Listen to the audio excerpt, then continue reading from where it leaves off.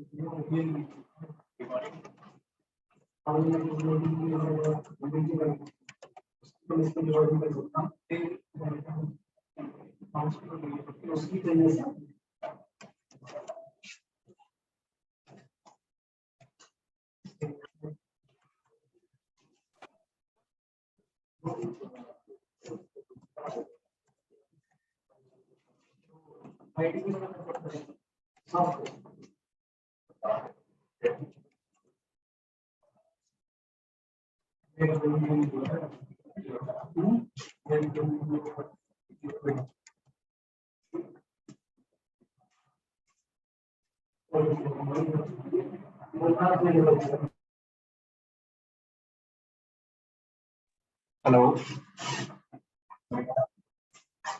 Hello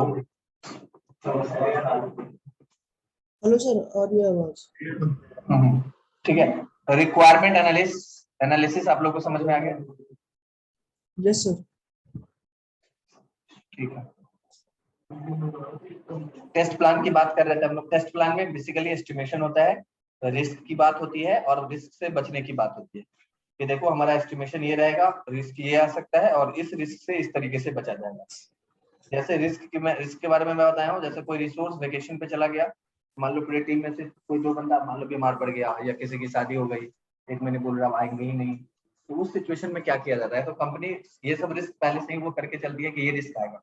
उसमें क्या करती है, वो रिसोर्स बैकअप रिसोर्स रखती है अपनी कि अगर ये इस तरीके से हुआ कुछ तो ये रिसोर्स हमारा काम कर देगा। हार्डवेयर फेलियर हो सकता है कोई, तो हार्डवेयर अगर कोई फेल करता है तो हमारा बैकअप हार्डवेयर भी रहता है। मतलब ये हार्डवेयर खत्म हुआ दूसरा हार्डवेयर ले लेंगे, ये हार्डवेयर, ये नहीं कि आप जान के और उसको छोड़ दियो कोई बात नहीं बाद में देख लेंगे, ऐसा नहीं। एकदम बैकअप रिसोर्स रेडी रहता है आपका। ये सारे चीज प्लानिंग के अंदर हो जाता है। बात है समझ में? टाइम, कॉस्ट, एफर्ट, ये सब एस्टिमेशन इसी के अंदर हो जाता है। जो भी रिस्क आना है वो सारा रिस्क, जो भी वहाँ पे क्यूए मैनेजर होता है, सीनियर सॉफ्टवेयर टेस्टर होता है, आपका सीनियर ऑटोमेशन टेस्ट इंजीनियर होता है, वो सब बहुत एक्सपीरियंस्ड बंदा होता है, उसको पता है कि क्या क्या प्रॉब्लम आता है या पिछले प्रोजेक्ट में ऐसा कुछ हुआ था, तो वो सारा रिस्क में वो पहले से ही लिख के रखेगा कि ये सब रिस्क आ सकता है और इस रिस्क से ऐसे ऐसे हम बच सकते हैं। आप ऐसा नहीं है कि आप उसमें कुछ सजेस्ट नहीं कर सकते हो, पूरे टीम होते हैं इस प्लानिंग के अंदर। कि मतलब ये नहीं है आप बोलोगे कि सर दो ही लोग जाके प्लान कर लेते, पूरा टीम होता है प्लानिंग। ठीक है।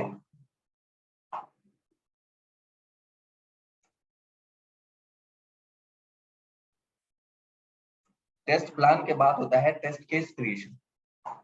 टेस्ट केस क्रिएशन क्या होता है कि जैसे अगर सॉफ्टवेयर को चेक करनी है तो वो क्या क्या एक्शन होगा जिसके थ्रू सॉफ्टवेयर को चेक किया जाए। मतलब टेस्ट केस के बारे में बोला जाता है, it is a set of action for test any specific functionality of the software. ठीक है, मतलब टेस्ट केस क्या होता है? सेट ऑफ एक्शन होता है जिससे सॉफ्टवेयर के किसी भी फंक्शनैलिटी को चेक किया जाता है। जैसे एक एग्जांपल से समझिए टेस्ट केस क्या है।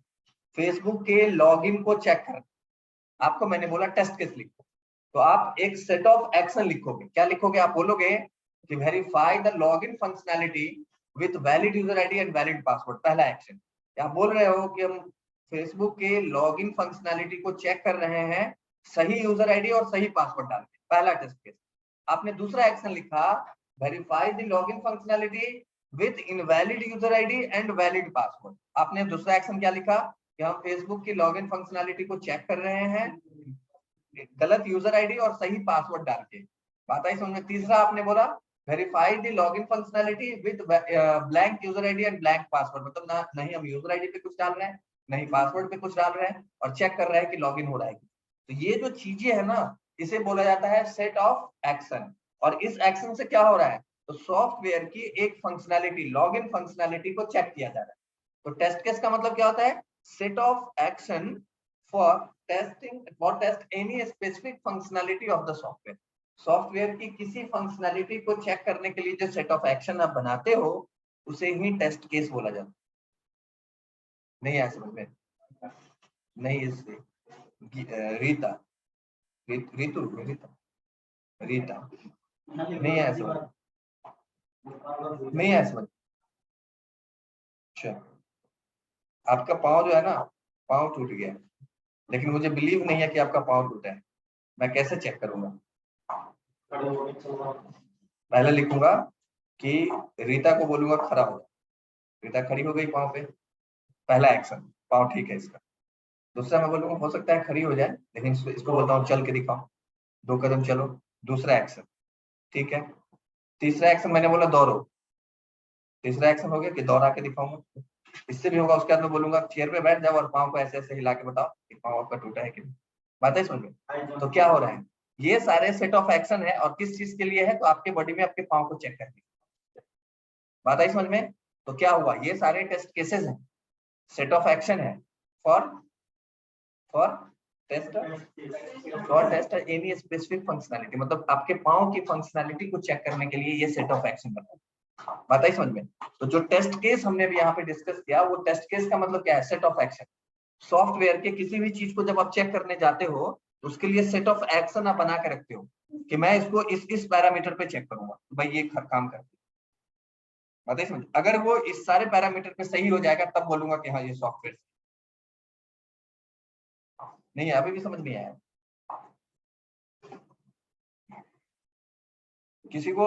कोई ऐसा है जिसको टेस्ट केस समझ नहीं आया हो कि टेस्ट केस क्या होता है? हेलो हेलो, आवाज नहीं आ रही। किसी को भी मेरी आवाज नहीं मिल रही है? सर आपके पास आ आ रही रही है है। लेकिन नेट में ग्लिच। अब आ रही है। आ रही है सर। आ रही है। मैं पूछ रहा हूँ, मैंने जो टेस्ट केस का डेफिनेशन दिया, समझाया कि टेस्ट केस क्या होता है, ये समझ में आया आप लोगों को? Yes yes sir. Test case क्या होता है? कुछ नहीं है test case, set of action, मतलब किसी भी फंक्शनैलिटी को चेक करने के लिए जो सेट ऑफ एक्शन आप बना देते हो। आप कार खरीदने जाते हो, आप कार खरीदने आज जा रहे हो, आपके माइंड में कुछ सेटअप है, मतलब आपने सोच लिया है कि हम तो कार चलाएंगे ना, ब्रेक कैसे चेक करेंगे, एक बार स्पीड में चला के जोर से ब्रेक दबा देंगे चेक करने के लिए, एक बार स्पीड में चला के स्लोली ब्रेक मारेंगे, हाँ एक बार अचानक ब्रेक मार के छोड़ देंगे। मतलब ये कि आपने कार की फंक्शनैलिटी को चेक करने के लिए सेट ऑफ एक्शन, तीन टेस्ट केसेस बना रखे हो, इस सबको एक साथ अगर कंबाइन करके बोलेंगे तो क्या बोलेंगे, set of action. Set of action है, और किस चीज के लिए है, तो कार की ब्रेक को चेक करने के लिए ये सेट ऑफ एक्शन मैंने बना के रखा हुआ है। अगर आप सॉफ्टवेयर में इसको लेके चले जाओ, मैंने बोला फेसबुक को टेस्ट करना है, तो आपने बोला कि सर मैं लॉगिन को चेक करना है, तो मैंने बोला चेक करो, तो आपने बोला मैंने सेट ऑफ एक्शन बनाया है। क्या लिखा आपने? आपने बोला है कि हम एक बार चेक करेंगे लॉगिन को, सही यूजर आईडी सही पासवर्ड डाल के कि लॉगिन हो रहा है कि नहीं। आपने बोला सर दूसरा एक्शन ये बना लिए हैं कि गलत यूजर आईडी और गलत पासवर्ड डाल के देखेंगे कि लॉगिन हो रहा है कि नहीं। सर हम तीसरा एक्शन ये बना के रखे हुए हैं कि यूजर आईडी भी ब्लैंक रख देंगे और पासवर्ड भी ब्लैंक रख देंगे और लॉगिन बटन को हिट कर देंगे, देखेंगे कि लॉगिन हो रहा है कि नहीं। बात है समझ में? तो ये जो आप एक लॉगिन को चेक करने के लिए इतना सारा जो एक्शन बना रहे हो, ये क्या है, सेट ऑफ एक्शन। एक्शंस के कॉम्बिनेशन को सेट ऑफ एक्शन बोल रहे हैं और इसे ही टेस्ट केस बोलते हैं। क्यों है टेस्ट केस? तो भाई किसी एक फंक्शनैलिटी को चेक करने के लिए सेट ऑफ एक्शन बनाना ही टेस्ट केस कहलाता है। लॉगिन को चेक करने के लिए आपने सेट ऑफ एक्शन लिखा ना, इसे ही टेस्ट केस बोलते हैं।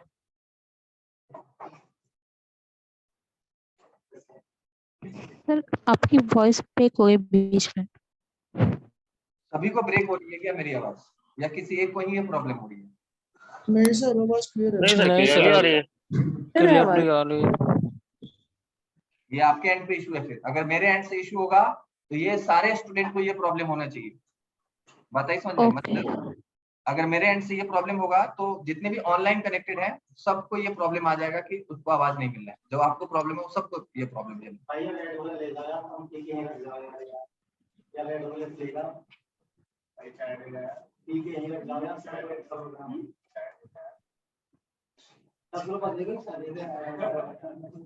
चलो ठीक है, टेस्ट केस समझ में आया?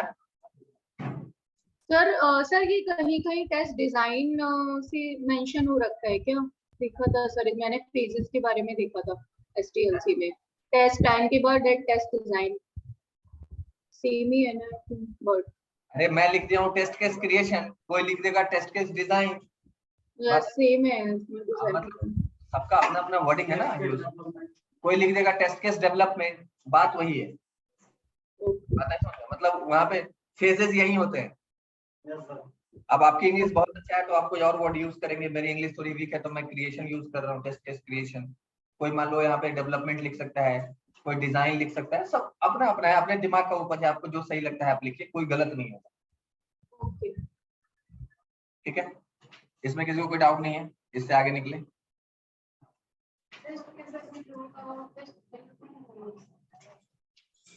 क्या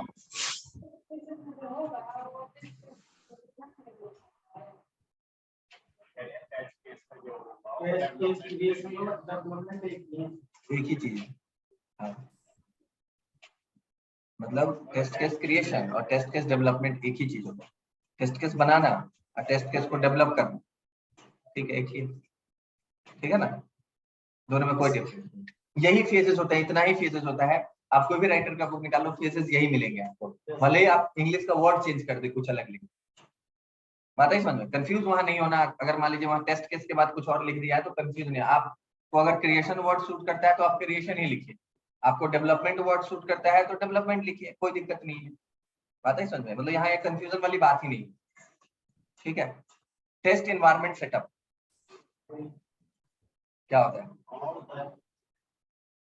अभी बताया हूँ ना स्टार्टिंग में, मैं फिर से रिपीट करता हूँ। मतलब जैसे टेस्ट केसेस आपने बना दिया कोई भी सॉफ्टवेयर, जैसे फिर एक एग्जांपल लेते हैं यहाँ पे, आपने पीओएस मतलब POS software, point of sale software के लिए आप टेस्ट केस बनाए हो, आपने उसमें लिख दिया है कि हम इसके बिलिंग सॉफ्टवेयर को चेक करेंगे swipe machine with debit card. आपने दूसरा टेस्ट केस लिखा है कि हम इसको चेक करेंगे swipe machine with credit card, ठीक है। आपने टेस्ट केस में ये लिखा है कि हम स्वैप मशीन से क्रेडिट कार्ड को स्वैप करके देखेंगे कि बिल जनरेट हो रहा है कि नहीं, हम डेबिट कार्ड को स्वैप करके देखेंगे कि बिल जनरेट हो रहा है कि नहीं। आपने ये सारी चीजें टेस्ट केसेस में बना के रख लिया है।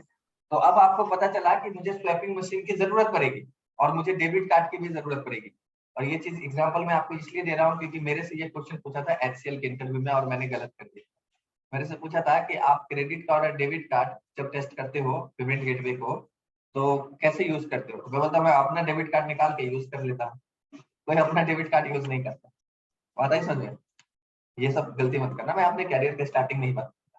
मेरे से पूछा था कि क्रेडिट कार्ड और डेबिट कार्ड आप अगर यूज करते हो तो कैसे, कहाँ से लाते हो डेबिट क्रेडिट कार्ड। तो मैंने बोल दिया कि मेरे पास है, मैं अपना ही यूज कर लेता, कोई अपना यूज नहीं करता, ये सारी चीज कंपनी प्रोवाइड करती है। मान लो आप अपना यूज करोगे, 500 रुपये आपके क्रेडिट कार्ड से कट गया, कौन देगा पैसा, मेल करोगे कंपनी को कि 500 रुपये दे दो, बात है समझ। तो इसके लिए डमी कार्ड्स बनाए। डमी कार्ड का मतलब क्या, आपको कोई कार्ड आकर के नहीं दे देगा कि ये कार्ड ले लियो, नहीं, कॉपीज वगैरह कुछ नहीं, एपीआई होता है उसका, ठीक है। और उस एपीआई पे जाकर के आप अपना अमाउंट वगैरह डालेंगे, फिट करेंगे, वो ऑटोमेटिक पेमेंट कर देगा। बात है समझ, मतलब वो एपीआई होता है उसका बना हुआ, फेक पेमेंट उसको, मतलब वो एक्चुअल में कोई पेमेंट नहीं है। आप वहां तक चले जाओ सॉफ्टवेयर को टेस्ट करते, और जहाँ पे क्रेडिट कार्ड वाला सिस्टम आएगा ना तो वहाँ पे एक एपीआई आपको दे देगा, बोलेगा ये एपीआई डाल दो और यहाँ पे अमाउंट डालोगे, सबमिट करोगे तो ये अमाउंट ऑटोमेटिक पेमेंट हो जाएगा। मतलब एक्चुअल अमाउंट नहीं है लेकिन वो डेटा आपको दिखा देगा, मतलब बिहेव कर देगा एक्चुअल अमाउंट की तरह। समझ।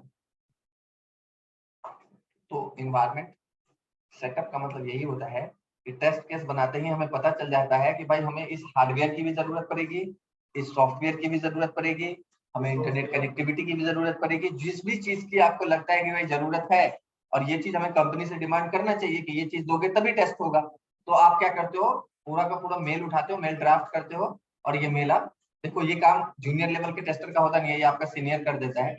वो मेल कर देते हैं कि भाई इसमें ये चीज की रिक्वायरमेंट है, ये सारा चीज फुलफिल करो, देन हम आगे प्रोसीड कर पाएंगे। बात है समझ।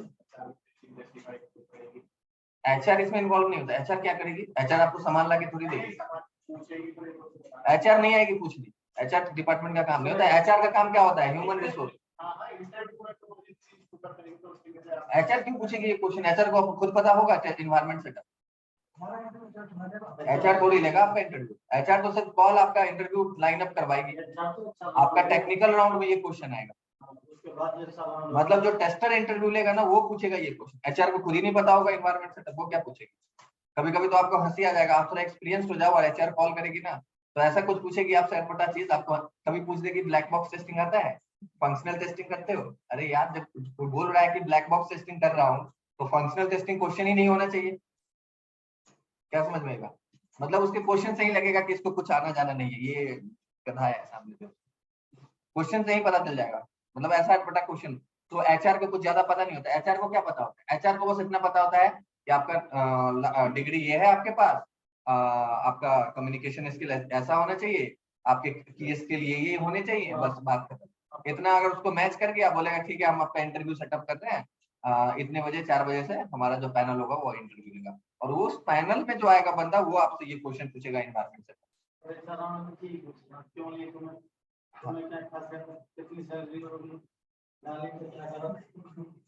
ठीक है, ओके। एनवायरमेंट सेटअप डन है।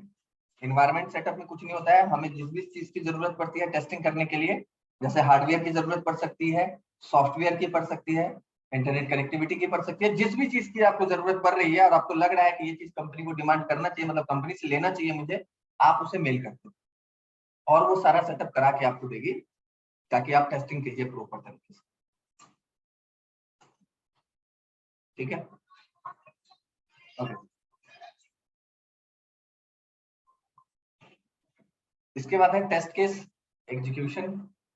ठीक है, इसमें क्या होता है, जैसे टेस्ट केस जो बना हुआ है, अब एनवायरनमेंट सेटअप हो चुका है, सब कुछ हमें मिल चुका है, तो अब हम एक्चुअल में टेस्टिंग स्टार्ट करते हैं। क्या करेंगे, एक्चुअल में टेस्टिंग स्टार्ट होगा। मतलब सेट ऑफ एक्शन जो बना हुआ है टेस्ट केस, वो तो सिर्फ टेस्ट केस है, वहां टेस्टिंग नहीं हुआ है। अब उस सेट ऑफ एक्शन को आप एक्चुअल में एग्जीक्यूट कर रहे हैं। जैसे मैंने एग्जांपल दिया था थोड़ी देर पहले कार का, कि मैं कार खरीदने जा रहा हूं, तो मैंने सेट ऑफ एक्शन लिखा है कि मैं कार को फुल स्पीड में चलाऊंगा और ब्रेक मार दूंगा। तो मैं एक एक्शन मैंने अपने नोटबुक पे लिख के रख लिया था। दूसरा मैंने ये लिखा था कि कार को फुल स्पीड में चलाऊंगा और स्लोली स्लोली ब्रेक मारूंगा। दूसरा एक्शन मेरा ये था। तीसरा ये था, हाँ, अब मान लीजिए ये जो मैं लिख के रख लिया था ना, अब मैं एजेंसी के अंदर पहुंच चुका हूँ और मुझे टेस्ट ड्राइव के लिए कार मिल चुका है कि आप टेस्ट ड्राइव ले सकते हैं। अब मैं एक्चुअल में जो चीज मैं लिख के लाया था ना, अब उसे मैं परफॉर्म कर दूंगा। बात आई समझ में? अब मैं एक बार स्पीड में चलाऊंगा, ब्रेक मार दूंगा। उस समय मैंने सोचा था, मैंने एक जगह सोच के लिख लिया था, तो वो टेस्ट केस क्रिएशन था। अब मैं उसी चीज को रियल में एग्जीक्यूट कर रहा हूँ कार के अंदर बैठ के।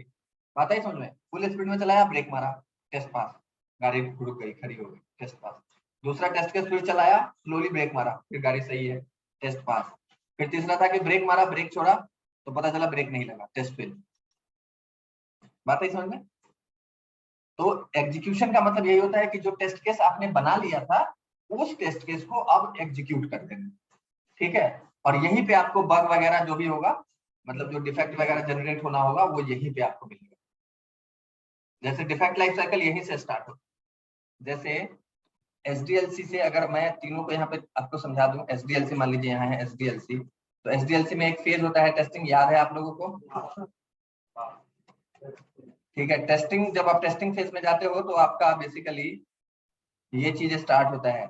मतलब आप टेस्टिंग फेज में जाते हो तो ये फेज स्टार्ट होता है आपका। ठीक है, टेस्टिंग फेज में जाते हो तो यहाँ से स्टार्ट होता है ये चीज। और जब आप टेस्ट केस एग्जीक्यूशन में जाते हो, तो यहाँ पे आपका स्टार्ट होता है डिफेक्ट लाइफ साइकिल या बग लाइफ साइकिल।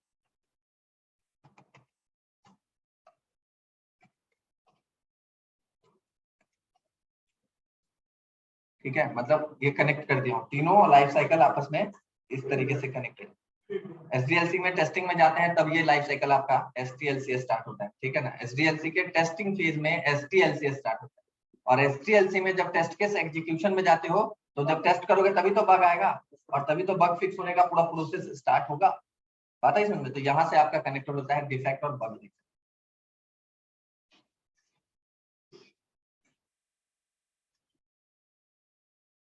क्या रीता, समझ में आया?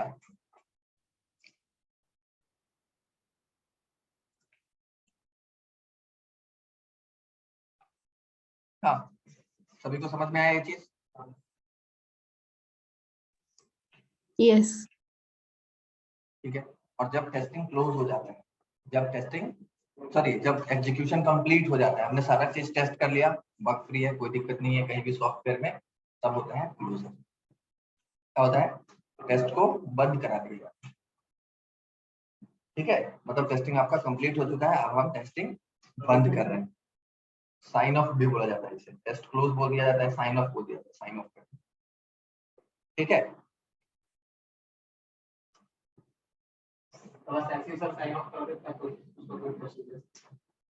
ऐसे कैसे कर देते? बंद ऐसे थोड़ी होता है, बंद कर दो तो बंद करने का भी तरीका होता है, आपको साइन ऑफ डॉक्यूमेंट देना होता है। आपने जितना भी डॉक्यूमेंटेशन किया है सारा डॉक्यूमेंट आपको सबमिट करना है। ऐसा तो या बंद करना है तो बंद कर दो, पूरा साइन ऑफ डॉक्यूमेंट जाता है। अभी मैं ये क्वेश्चन आपसे करने वाला था, आपसे इंटरव्यू और क्वेश्चन करेगा कि टेस्टिंग कब कब बंद होती है, मतलब टेस्टिंग कैसे बंद होगा, जिंदगी भर टेस्टिंग चलता रहेगा? हाँ, तो किस किस कंडीशन में टेस्टिंग को बंद करना हो?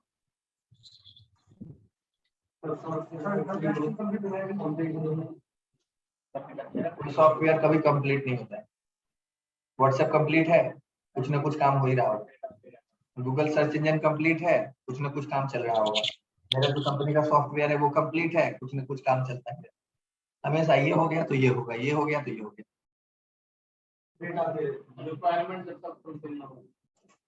देखो ठीक है, आप लोग सही बोल रहे हो। अब मान लीजिए कोई कोई सॉफ्टवेयर ऐसा है, जैसे कैलकुलेटर बनना था, बन गया, तो उसका आप टेस्टिंग बंद करना पड़ेगा।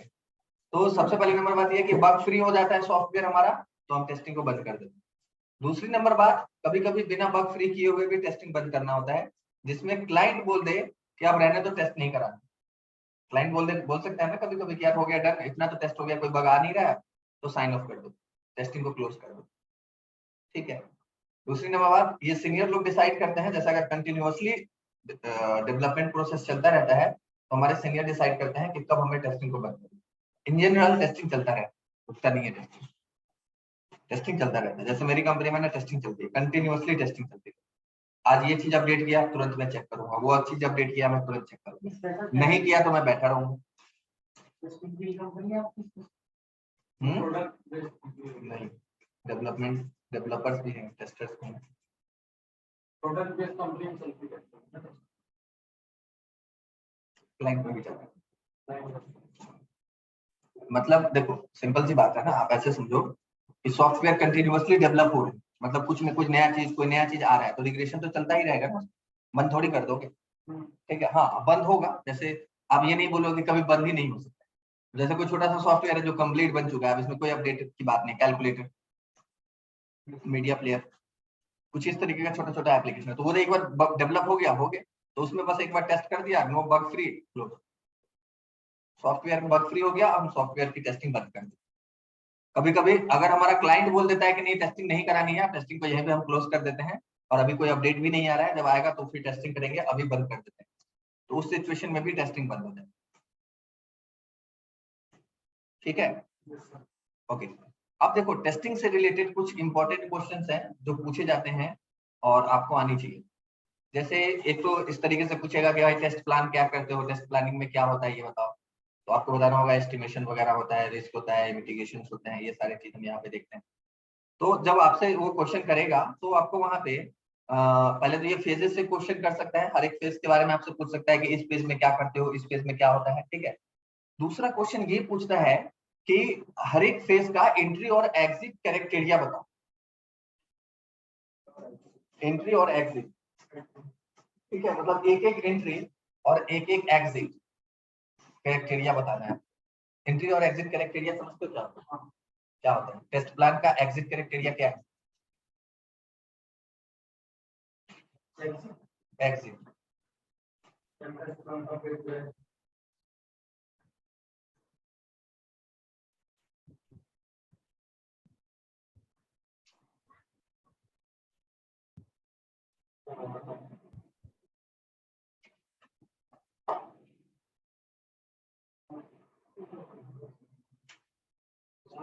बताइए।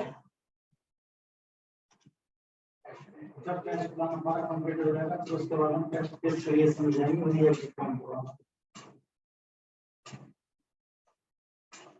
अब वो टेस्ट केस क्रिएशन का पहले ये बताओ एग्जिट और एंट्री कैरेक्टेरिया क्या होता है? ये कब हम उस पेज पे पहुंचेंगे वो एंट्री हो जाएगा, और कब हम उस पेज पे एग्जिट कर निकलेंगे तो वो एग्जिट हो जाएगा।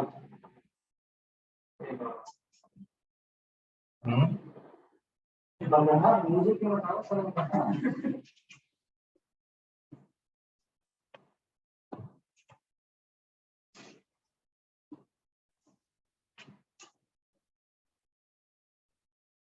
एंट्री और एग्जिट से क्या समझते हैं? कोई नहीं जानता यहाँ पे एंट्री और एग्जिट।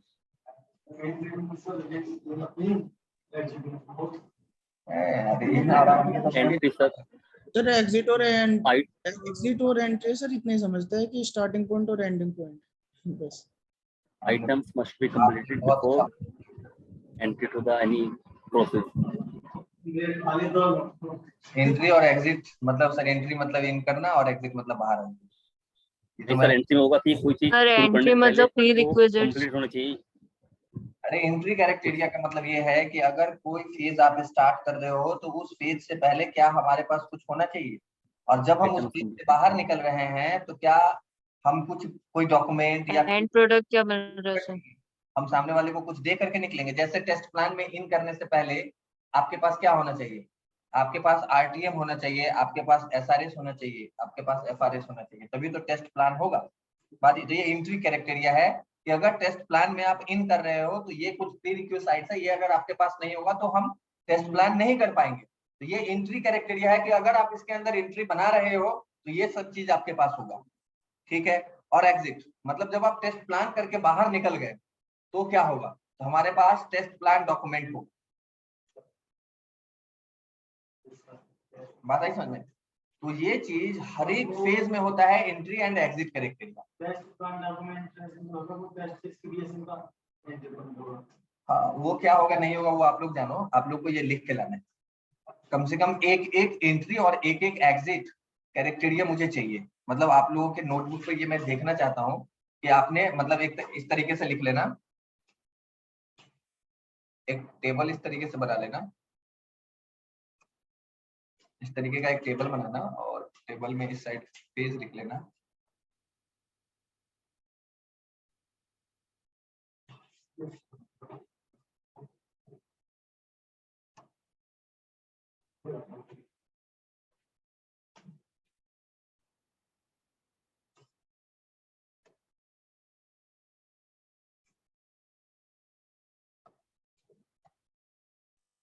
पेज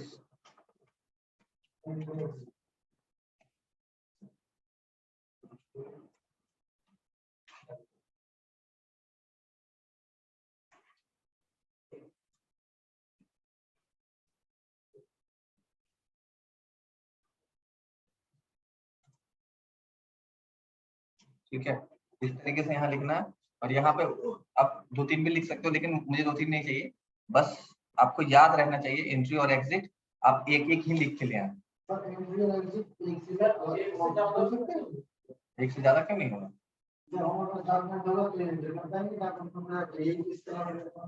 एक से ज्यादा नहीं होगा। रिक्वायरमेंट एनालिसिस में जाना है तो एंट्री कैरेक्टेरिया क्या क्या हो सकता है, बहुत आरटीएम हो सकता है, एसआरएस हो सकता है, बीआरएस हो सकता है।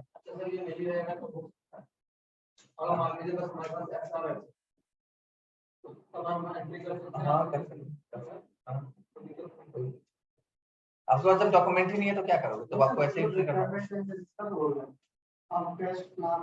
सब मैं ही बता दूंगा तो होमवर्क क्यों दिया, मैं लिख ही देता हूं।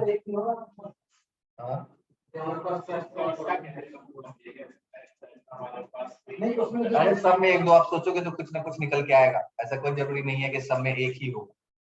बात है समझ में, मैं बोला हूँ एक एक लिख, अरे मैं आपको दिखा दूँ, आप लोग इतना कंफ्यूजन है ना।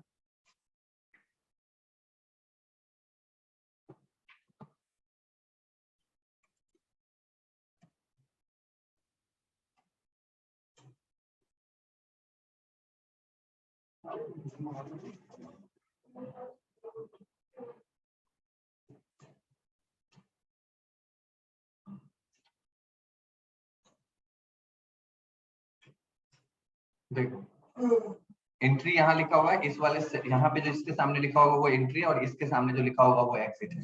एक्टिविटी हम लोगों ने देख लिया, एक्टिविटी मैंने आपको डिस्कस किया है कि क्या क्या चीज होता है, ठीक है। आपको यही मैं बोला, यही दो चीज आपको लिख के लाना है, ये और ये। तो देखो रिक्वायरमेंट एनालिसिस में जाने के लिए क्या है, requirement document available both functional and non functional. मतलब मैंने जो बोला है आपको एसआरएस में क्या है, दोनों रिक्वायरमेंट होगा, फंक्शनल नॉन फंक्शनल दोनों। एक्सेप्टेंस कैरेक्टेरिया डिफाइंड, एक्सेप्टेंस कैरेक्टेरिया होगा। तो इसमें से कोई एक चीज आपको लिख के लाना, मैं आपको नहीं बोल रहा हूँ कि सारा सारा लिख के लेना।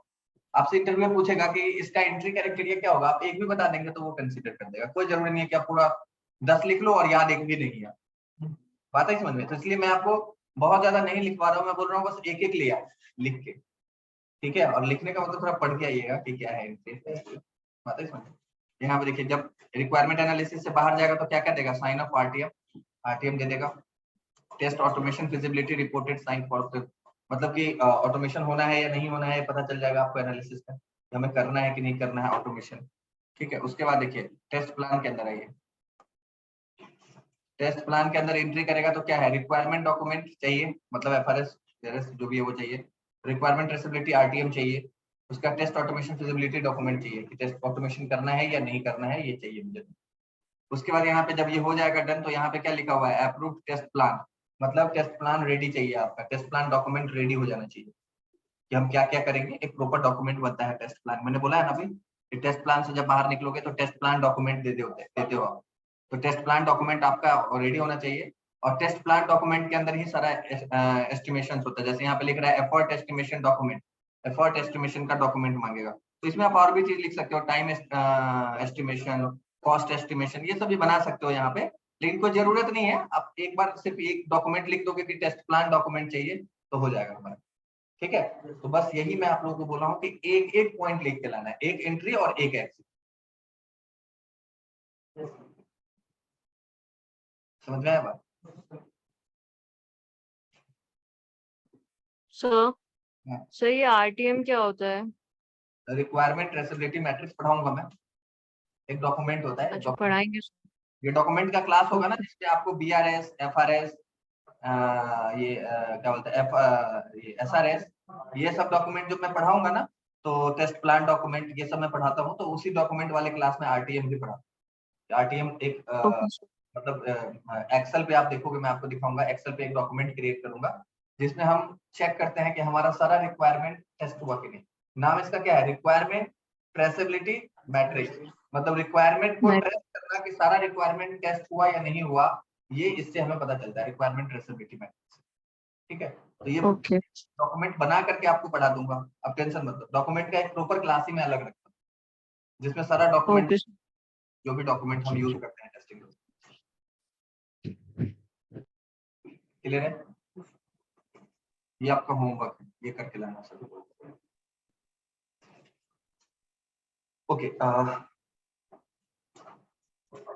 बता दिया हूँ आप लोगों को। अब आप लोगों को पढ़ के आना है कल की क्लास में टेस्ट केस क्रिएशन, और ये सबसे इंपॉर्टेंट टॉपिक होगा आपके पूरे टेस्टिंग डोमेन में, test case creation, test case बनाने का तरीका क्या। हाँ, मतलब आप अगर सारा आंसर इंटरव्यू में गलत कर दो और टेस्ट केस सही बना के दे दो, तो चांसेस बन जाएगा कि आपका सिलेक्शन, समझ लीजिए, इतना इंपॉर्टेंट टॉपिक है आपके लिए। और जैसे कल मैं ये टॉपिक बताऊंगा, कल परसों, मतलब 2-3 दिन का ये टॉपिक होता है, एक दिन में खत्म नहीं होगा ये टॉपिक, क्योंकि ये बहुत इंपॉर्टेंट टॉपिक है, तो इसको थोड़ा डीपली लेके जाते हैं और अच्छे से कंसेप्ट को समझाने की कोशिश करते हैं कि आप कभी भी टेस्ट केस में ना हो। और जब तक कि आपकी कहीं ज्वाइनिंग नहीं हो जाता है, आपको पर डे एक टेस्ट केस लिखना है। मैं किसी का टेस्ट केस किसी दिन चेक कर सकता हूँ, मैं किसी को बोल सकता हूँ कि तुम टेस्ट केस दिखाओ डेट वाइज, ये इस डेट का टेस्ट केस है, ये इस डेट का टेस्ट केस आता ही समझ, वो मैं दे दूंगा, वो मैं देता हूँ 30 टेस्ट केसेस मैं देता हूँ 30 दिन के लिए। हाँ, और डेज वाइज मैं किसी दिन चेक कर सकता हूँ कि दिखाओ आज तुम दिखाओ, मतलब किसी को भी मैं बोल सकता हूँ कि आज अपना टेस्ट केस एक्सेल शीट में बोलूंगा शेयर करो और एक्सेल शीट पे दिखाओ कि इस डेट का टेस्ट केस ये है। हाँ एक्सेल भी है। अरे आप मान लो जीरा कोई भी सॉफ्टवेयर भी अगर यूज करते हो तो वहां भी एक्सेल पे ही लिखना है आपको। जैसे मान लो मेरी कंपनी एचपी का एएलएम टूल यूज करती है, तो वहां भी हम एक्सेल पे ही लिखते हैं, कॉपी पे नहीं लिख के लाना है, नहीं लैपटॉप पे चाहिए। हाँ लैपटॉप लेके आइए, हाँ कल से लेके आइए, कल से बिना लैपटॉप कोई नहीं आएगा, और कॉपी पे नहीं लिखना, मैं कॉपी पे एकदम मना करता हूँ। एक्सेल, एक्सेल मैं क्या बताऊंगा, एक्सेल में मैं टेस्ट केस लिखना मैं बताऊंगा, एक्सेल यूज करना वो तो आता है सर, एक्सेल यूज करना, वो टेस्टर के पर्पस से। अरे वो तो मैं बताऊंगा ही ना, फॉर्मेटिंग वगैरह तो मैं ही बताऊंगा, वो मैं नहीं बताऊंगा तो टेस्ट कैसे लिखोगे तुम, अपने मुझे थोड़ी लिखोगे, वो सब मैं करके दूंगा आपको। मतलब पहला दिन मैं सारा चीज एक एक चीज मैं खुद करूंगा आपके सामने, एक एक स्टेप मैं खुद करके दिखाऊंगा आपको, ठीक है ना। और उसके बाद मैं आपको टास्क असाइन करूंगा कि ये काम आपको करके आना, बात है। मतलब एक पूरा सेट मैं बना के दूंगा आपको, आपके सामने आपके क्लास में बना दूंगा, ताकि आपको कहीं कंफ्यूजन है तो आप पूछिए मेरे से, ठीक है। और एक मैं बनाने के बाद बोलूंगा कि आप पर डे मुझे एक टेस्ट केसेस हैं।